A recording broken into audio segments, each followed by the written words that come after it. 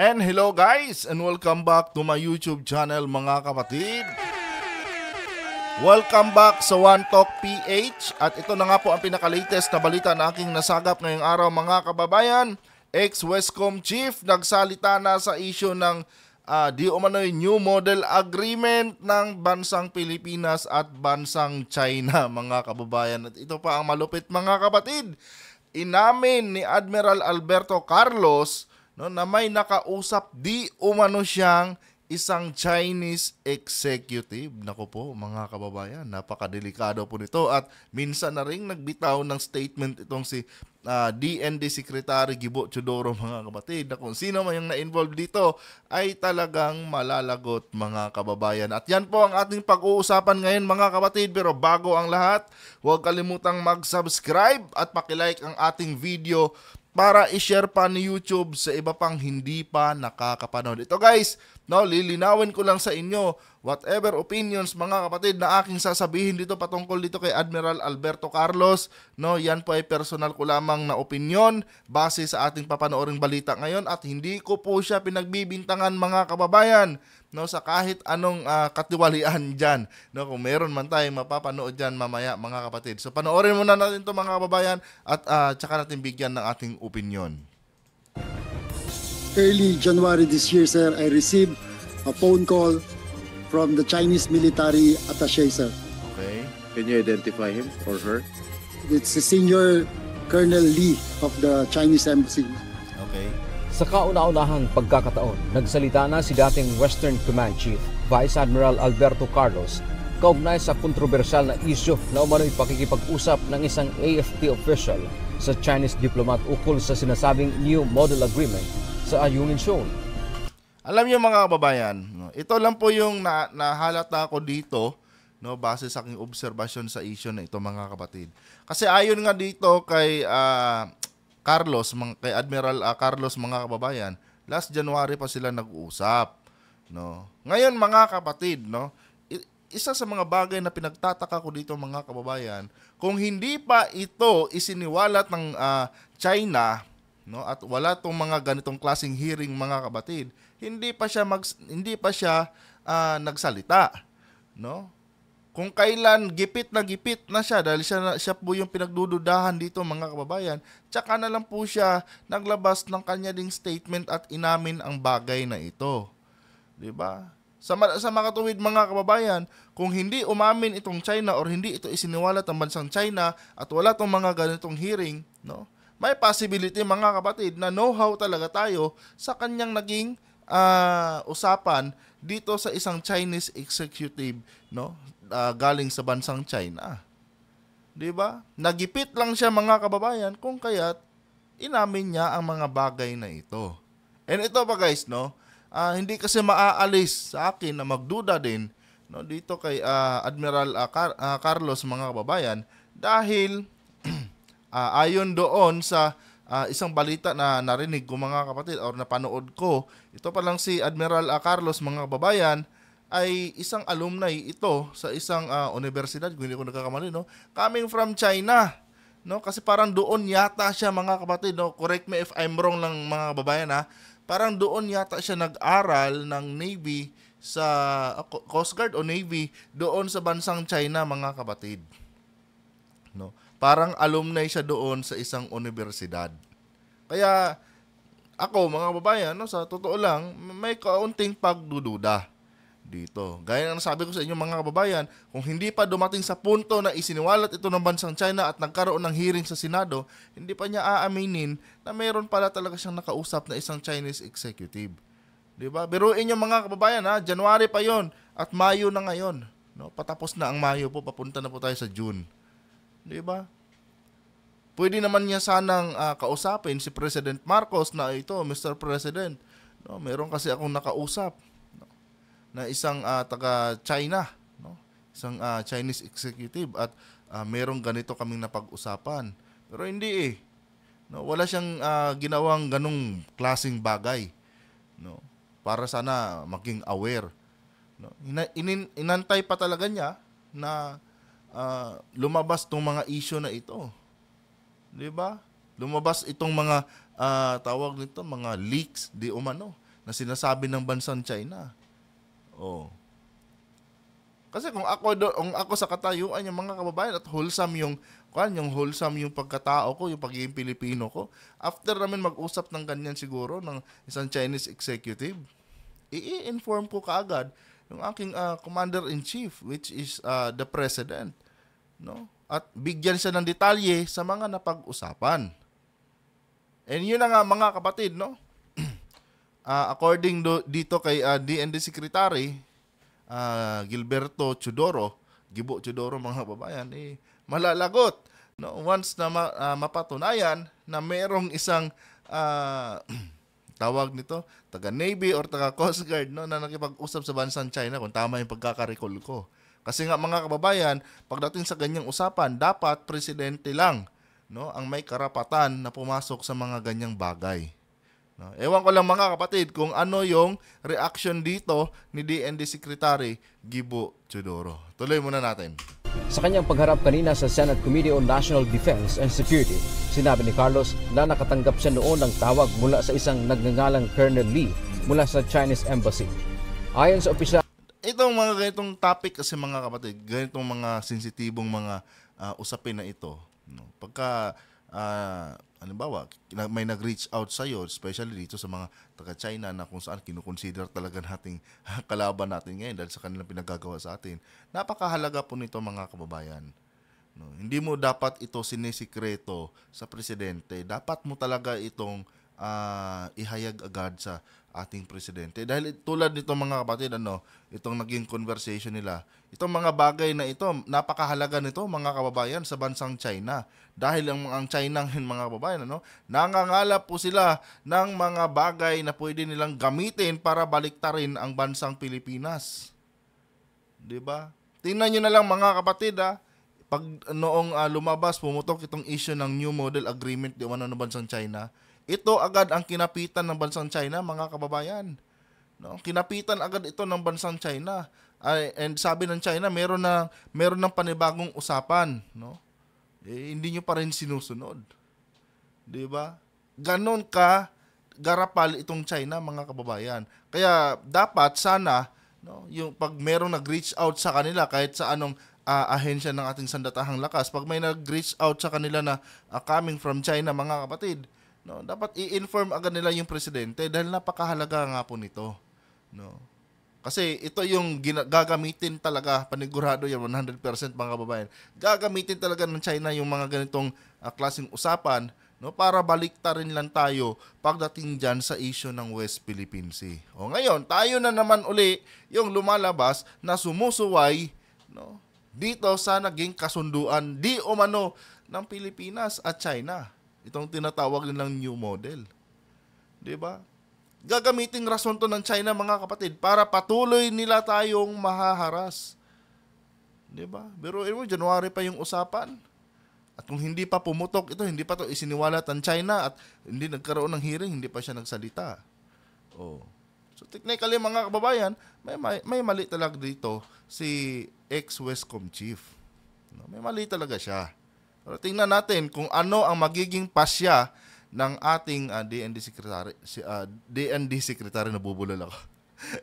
Tingnan natin mga kapatid kung ano yung magiging reaction dito ni DND Secretary Gibo Chodoro. Kasi nga, meron din siyang binitawang salita mga kababayan patungkol dito sa issue na ito. Tuloy.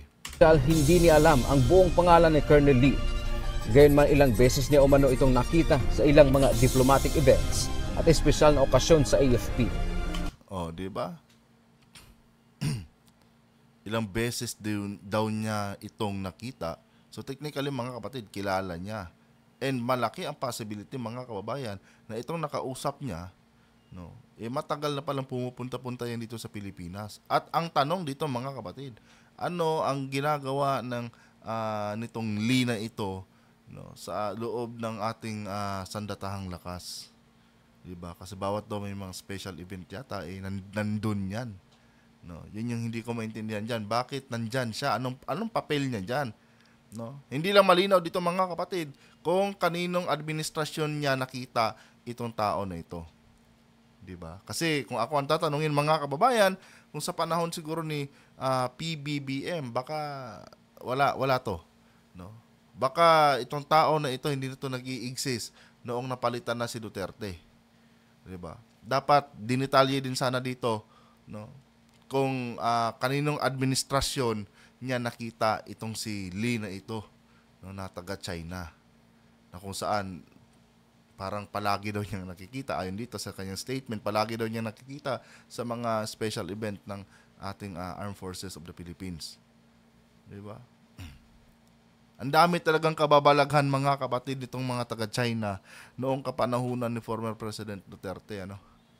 Biruin mo, nagkaroon din tayo ng mga Chinese Coast Guard, mga kababayan, no? Nakapasok sila, may mga ranggo pa, no? Nakapasok sila sa ating Philippine Coast Guard. Di ba? Ang daming mga kababalaghan talaga, no, na pinagagawa itong mga taga-China na ito during the Duterte administration. Ngayon, sana mga kapatid, no, sana dinisclose na rin dito ni ex-Wescom chief, no, kung kaninong administrasyon niya nakita itong si Mr. Lee na ito para magkaalaman ng mga kababayan. Diba? Kasi kung ako ang tatanungin, mga kapatid, no, kung instinct ko yung pagbabasihan ko, no, kung common sense ko yung pagbabasihan ko, mga kababayan, I think sa panahon ni former President Duterte niya ito, nakita na itong tao na ito dumadalo sa mga special event ng ating sandatahang lakas. Diba? Kasi kung sa Marcos administration, parang malabo, mga kababayan, eh.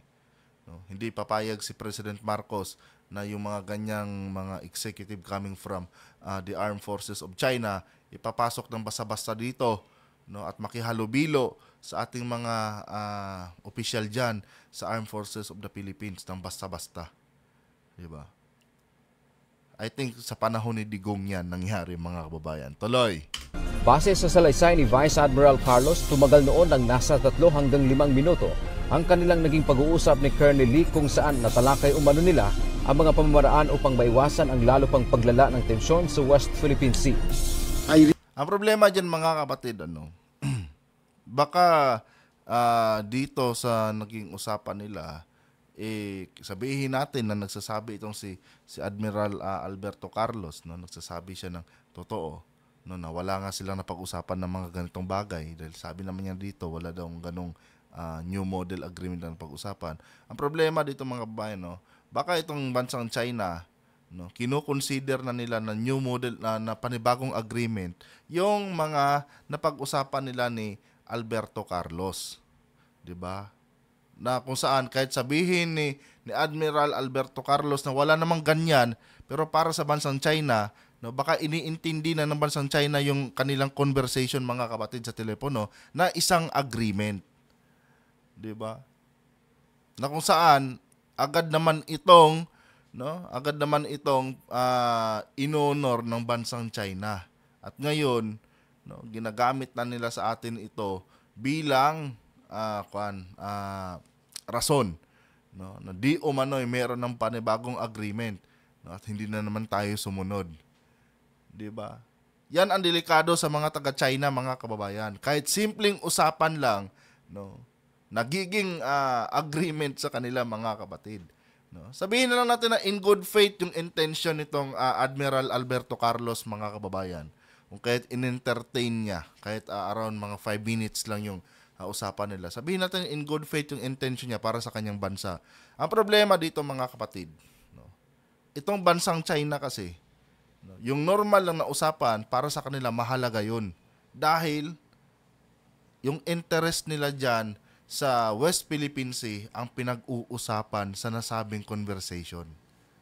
Kung kaya't ngayon, mga kababayan, pinapalabas ng bansang China na isa na yung agreement. Ang mali lang dito ni Admiral Alberto Carlos, mga kapatid, after nilang mag-usap noong January, hindi niya in-inform si President BBM. Or nag-reach out man lang siya kahit kay DND Secretary or kahit sino man niyang mas mataas sa kanya sa AFP. Kasi yung mga ganitong detalye, mga kapatid, no, sabi ko sa inyo, mahalaga itong malaman ng ating mahal na Pangulo. Napaka-importante nito. And tingnan nyo, nangyari, mga kababayan. Siya tuloy ngayon ang napagdudahan. At maging ako mga kapatid, hindi ko maalis ang sarili na magduda din sa kanya. Lalo na't alumni siya doon sa isang universidad sa bansang China. Di ba? Ganun yun eh. Kahit in good faith pa. No? Yung purpose mo ng pag-receive ng call na yun. No? Dapat, in-inform mo pa rin ang ating Pangulo dyan. No? Hindi mo dapat sinulo yan. At talagang napasama pa siya ngayon mga kababayan dahil inantay pa niya na pumutok itong issue na ito, isiwalat ito ng taga-China at may naging hearing pa sa Senado. Talagang napapasama siya dito dahil kung hindi pa nangyari itong mga bagay na ito, hindi pa siya magsasalita. Di ba? Sana noon pa lang, after nilang mag-usap, hindi na niya pinalampas ang 24 oras, in-inform na niya ang ating presidente na ito, Mr. President, nag-usap kasi kami ni ganito. Pasensya na po kung hindi namin kayo na-inform or kung na-receive ko yung call. Di ba? Problema, hindi eh. Ito naman China, baliw. Yung simpleng usapan, ginawang agreement, edi wala na. Tayo na naman ngayon. Ang gusto nilang palabasin na hindi marunong sumunod sa kasunduan. Kasi nga, ito yung ginagamit ng China ngayon mga kababayan, na dahilan. May bagong agreement na. Meron ng tinatawag na New Model Agreement. Hindi na naman kayo sumunod. Biruin nyo yun. Kaya hindi mo maiiwasan na hindi natin maiiwasan na itong si Admiral Alberto Carlos pagdudahan at sisihin ng taong bayan. Dahil may lapses din siya Diba? Medyo siguro sabihin natin naging pabaya siya ng konti mga kapatid. Kung kaya't naiipit din siya ngayon pagdating sa issue na ito. Tuloy. Received the phone call, sir. I did not initiate the call. We talked about how to reduce the tension in the West Philippine Sea, particularly during our rotation and resupply mission in Ayungin. Sabi dito, I received the phone call. I did not initiate the call. Hindi daw siya yung nag-initiate na mangyari yung tawagan na ito. Kumbaga, siya mismo talaga ang ni-reach out ng taga-China. We talk about how to reduce the tensions in the West Philippine Sea. Dito mga kapatid, medyo questionable siya dito. Although, sabihin natin in good faith nga yung kanyang intention dito. Pero pagdating kasi sa mga ganitong bagay mga kababayan, especially na nakasalalay dyan yung teritoryo ng ating bansa, I don't think so mga kapatid na siya yung tamang tao na makipag-usap ng patungkol sa ganitong bagay doon sa taga-China. Isa to sa mga nakikita kong lapses ni Admiral Alberto Carlos. Diba? Kasi nga para sa aking mga kapatid, para sa akin or sa base doon sa aking napag-alaman, dapat kasi pag ganitong mga usapin ng mga kababayan, ang dapat talaga nakikipag-usap diyan is yung ating presidente. Regardless kung ano ang intention mo sa issue, kung hindi ikaw ang presidente, hindi ka dapat nakikipag-usap sa ganito. So dito kasi, diba? Inamin niya. We talk about how to reduce the tensions in the West Philippine Sea, particularly during the rotation and resupply mission in Ayungin Shoal. Diba? Gusto ko nagklaruhin sa inyo mga babayan na hindi ko po siya pinagbibintangan, hindi ko po siya sinisiraan. This is based on my personal opinion patungkol sa issue na ito.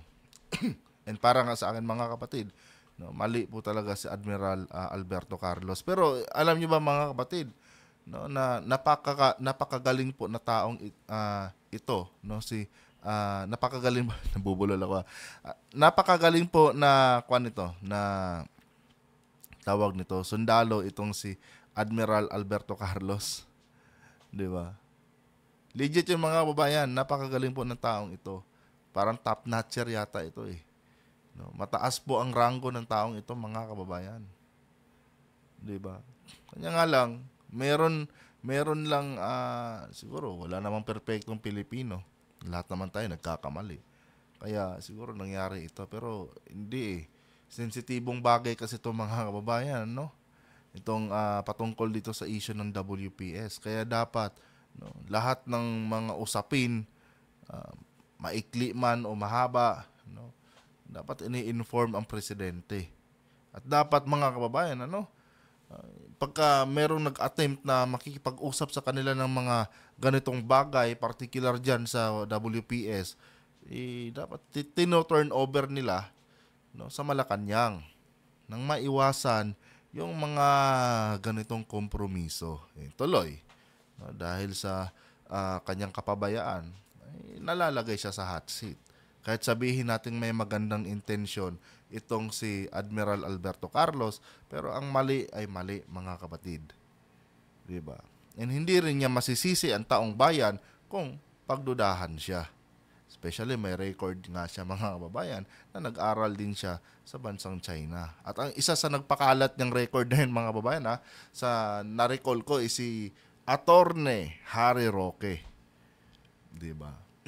sa kanilang programa doon sa SMNI, no, yung network na mahilig mang red tagging.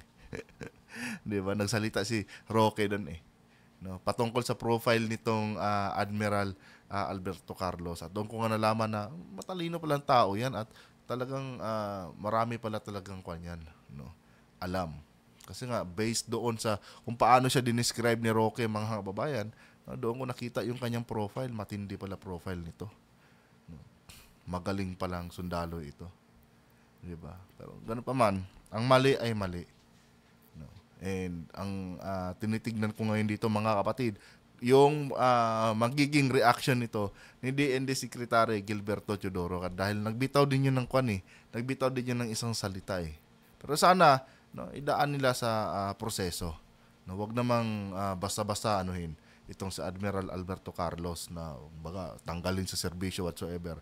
Dahil sayang maganda, sabihin natin maganda yung kanyang intention, kanya nga lang mali lang yung kanyang posisyon. 'Di ba? Wala siya sa posisyon Hindi siya dapat nakikipag-discuss or hindi niya dapat ito tinatanggap yung mga ganitong calls, no, nang walang abiso sa Malacanang. Dapat inabisuhan niya muna. Ito, Mr. President, may gustong kumausap sa akin patungkol dito, tatanggapin ko ba o hindi? Or kayo na lang po ang kumausap. Diba? Ganun lang yun tuloy. Yung ensure. We were exploring ways, sir, to reduce the tension.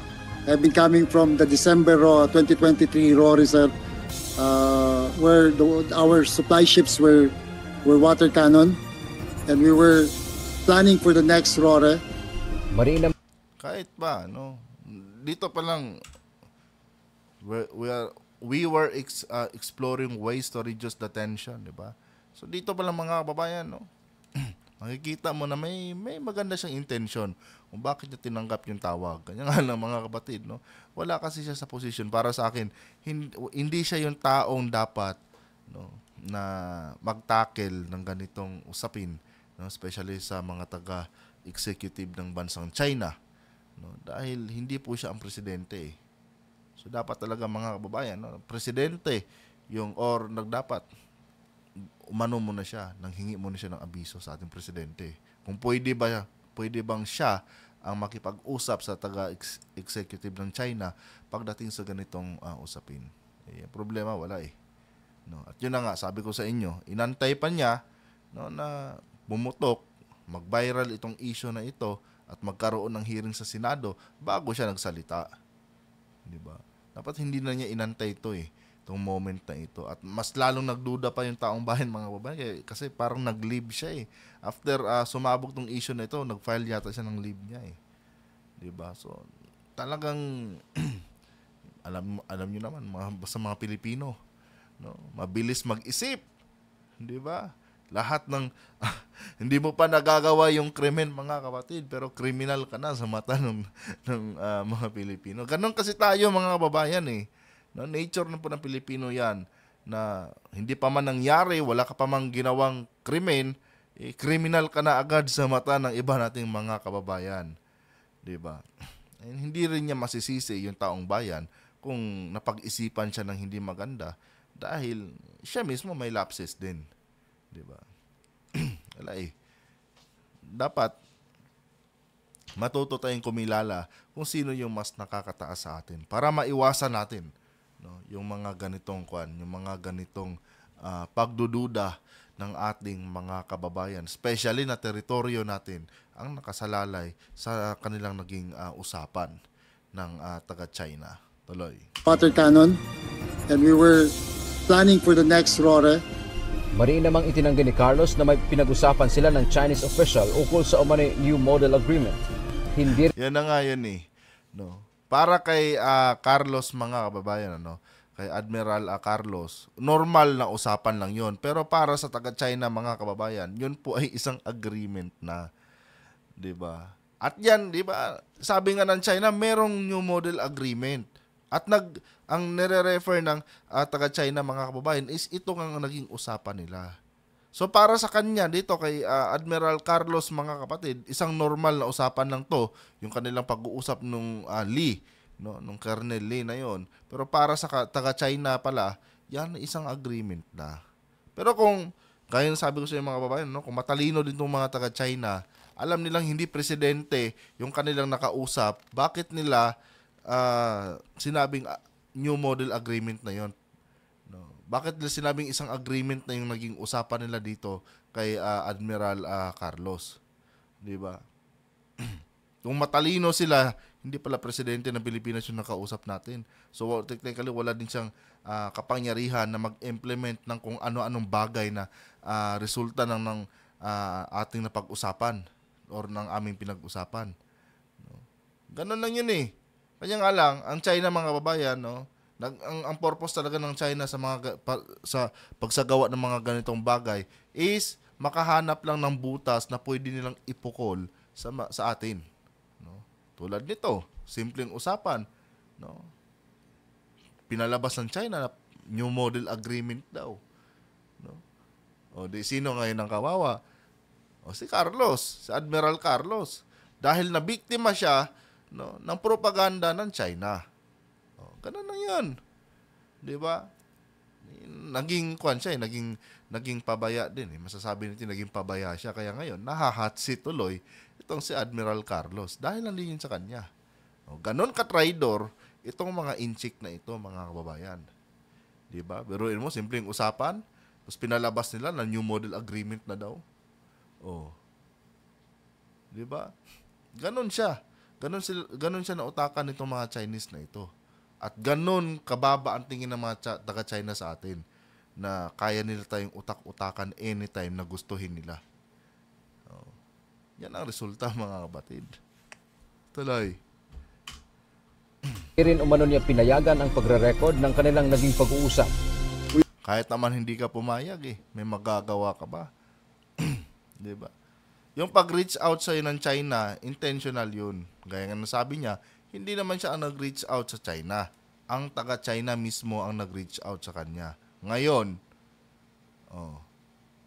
napagplanuhan ng pala siya ng China. Kumbaga, naghanap lang ang China ng paraan kung paano nila tayo mababaliktad. Ito namang si Vice Admiral Alberto Carlos, masyado din siyang kampante. 'Di ba? Naging pabaya siya nung time na 'yon. Kaya ngayon nautakan siya ng mga taga-China, no? Kahit sabihin mong hindi mo binigyan ng permiso na hindi mo binigyan ng permiso na i-record, no? May magnanakaw ba na magsasabi sa'yo na, oy, nanakawan kita, 'di ba? Magnanakaw yung taga-China dapat na-anticipate na niya yun. Na dapat hindi siya basta-basta nagtiwala dito. Ngayon, pinahamak siya ng bansang China sa kanyang sariling mga kababayan. Na-record yung conversation at yun na yung ginagamit ngayon ng China, no? Na pangbara sa atin. Meron yung model agreement, may recordings kami dito. Wala naging pabaya si Vice Admiral Alberto Carlos. Yun po yung totoo dyan, mga kapatid. We did not discuss the new model. We did not discuss the term common understanding, new model. Tama. Walang sinabi, wala kayong napag-usapan na, new model to ha, common understanding to ha.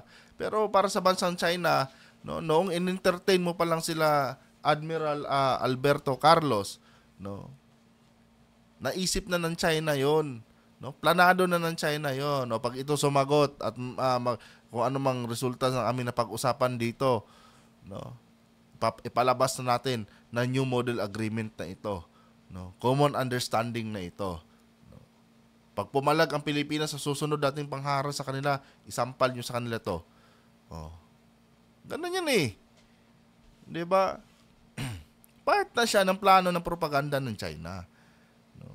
Ganun kasi din siya nagtiwala, hindi niya inisip na Chinese pa rin yun, kahit sabihin natin may utang na loob siya sa bansang China dahil nag-aral siya doon. Dapat hindi pa rin siya nagpakampante, no. Sinecure muna talaga niya yung mga bagay-bagay, especially na member siya ng ating sandatahang lakas, di ba? Wala eh. As ang mahirap pa dito, sumabog yung issue, hindi siya agad nagbigay ng statement, no? Hindi siya agad nagsalita patungkol dito. Kasi January pa nangyari eh. Inantay muna niya talagang pagdudahan siya ng taong bayan bago siya nagsalita. Kahit sabihin natin in good faith yung, sabi ko sa inyo, kahit in good faith yung intention mo, no, mali pa rin. Diba? Dahil unang-una sa lahat, hindi ikaw ang tamang tao na nakikipag-usap sa mga taga-China na yan pagdating sa ganyang bagay. No. Yun yung totoo dyan, mga kapatid. Tuloy. Were not part of our conversation. So I have not given my consent to record to anybody, and I have not been asked for permission to do so, Mr. Chair. Matapos pumutok ang balita ukol sa umano'y New Model Agreement, sinabi ni Carlos na hindi na muli sila nagkausap ng Chinese military attaché.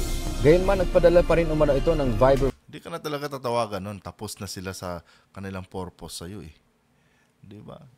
Yan lang yun eh. Kunwari lang, kinamusta nga. Tapos sabay open ng topic na ganyan. Nung na-recordan nila lahat ng naging usapan nyo, no, nakuha na nila yung purpose nila sa'yo, hindi na talaga magre-reach out sa'yo yan. No, wala nang pakialam sa'yo yan kahit dumugin ka or pagtulungan ka ng sambayan ng Pilipino, wala nang pakialam sa'yo yan. Kasi materials ka lang doon sa kanilang kasinungalingan, sa kanilang propaganda. Yan lang ang purpose nila sa'yo. No, ikaw naman, masyado kang pabaya. Di ngayon, tingnan mo, anong resulta sa kapabayaan mo. Ikaw tuloy yung pinagdududahan ngayon. Maging ako, mga kapatid, hindi ko maiwasan hindi magduda sa kanya dahil syempre may background din siya doon sa China eh. Doon din siya nag-aral eh. So, masasabi din, may kaunting utang na loob din siya doon. Di ba? Pero ganun pa man, no, kung ano man yung mga charges na ipapataw sa kanya, di harapin niya. Pero sana maging, wag namang pabigla-bigla yung ating, yung ating mga leader. No, halimbawa, tanggalin siya, wag naman ganun. Siguro i-sanction lang, no, isuspinde, ganun. Kasi sayang eh. 'Di ba? Yung expertise niya, 'di ba? Dahil napakagaling po ng tao na ito, mga kapatid. Sayang kung sasayangin natin yung expertise niya. 'Di ba? And siguro lesson learned na ito para kay Admiral. No, na wag basta-basta magtiwala. Dahil dito pa lang, no, siguro may natutunan na rin siya dito. Binaliktad siya, ginamit siya ng mga inchik eh. Di ba? Tuloy. Message sa kanya sa nakalipas na 2 araw. Subalit hindi na umano siya nag-acknowledge pa sa mensahe nito. Bali nagpadala pa sa kanya ng message, mga kapatid, no? 2 days ago bago tong hearing, nagpadala pa pala sa kanya pero hindi na niya in-acknowledge. Tama 'yon, no? Baka mas lumala pa kasi pag in-acknowledge mo. No? So, good decision ka doon, no? Admiral Carlos. No? Maganda 'yung ginawa mo. Handa naman ang dating Westcom chief na idetalye sa isang executive session ang naging pag-uusap nila ni Colonel Lee ukol sa kung paano mapahuhupa ang tensyon sa pagitan ng Pilipinas at China, partikular na tuwing nagsasagawa ng resupply mission. Dante Amento, UNTV. Hindi rin eh. Okay naman yon na magkaroon kayo ng executive session dyan sa Senado. Pero kung i-apply mo yung naging usapan nyo, medyo hindi yata maganda yon, no? Dahil panigurado yon, no? condition agad ng China, terms and condition agad ng China yung mangingibabaw dyan sa kung ano man yung napag-usapan nyo. Sigurado ako dyan. Kasi alangan naman, yuyuko ang China sa atin. Di ba? Siyempre, ang gusto mangyari lagi ng China niyan, tuwing may mga diplomasyang usapan. Di ba? Sa kanila pabor lagi yung mga bagay-bagay. Kaya, kahit sabihin mong i-discuss mo yan, open ka for discussion yan sa isang executive session sa Senado, no, I don't think so na dapat nating kagatin yan. Dahil kawawa tayo, no, pag pinakinggan natin yung suhestyon ng bansang China. Dahil lahat yon, pabor lahat yon sa kanila. At never yan magiging pabor sa bansang Pilipinas. Anyway guys, hanggang dito na lang itong video na ito. Umabot na naman ako ng 35 minutes. So, kung nagustuhan niyo po ating content, huwag kalimutan mag-subscribe, pakilike ang ating video at mag-comment dyan sa baba. Hanggang dito na lang. Adios.